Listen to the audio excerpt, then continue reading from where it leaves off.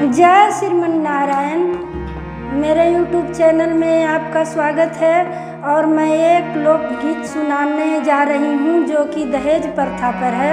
आज हमारे समाज में दहेज एक बड़ा ही कुरीति बन गया है। तो चलिए आप मेरे गीत को सुनिए और कमेंट में बताइएगा।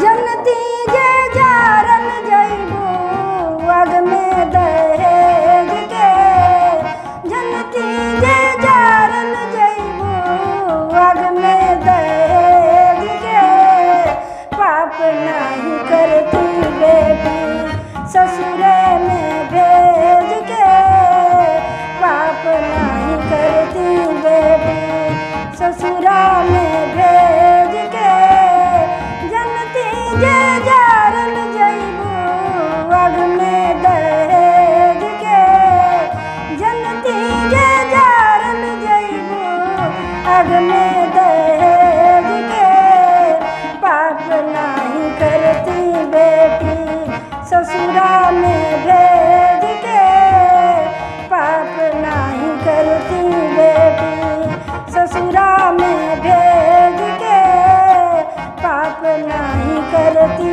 बेटी।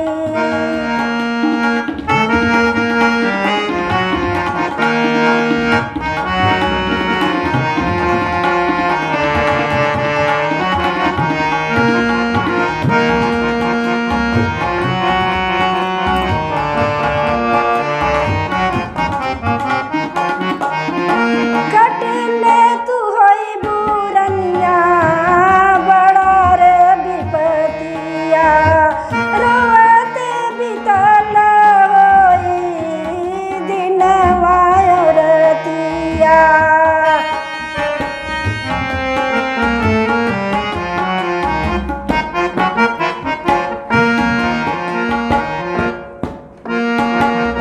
कटले तू होई बुरनिया बड़ा रे विपतिया, रोवते बितल होई दिनवा रतिया। माई कही के कुहकल होइबू, माई कही के कुहकल होइबू, दुखवा अंगेज के, पाप नहीं करती बेटी ससुरा में भेज के, पाप नहीं करती बेटी ससुरा में भेज के, पाप नहीं करती बेटी।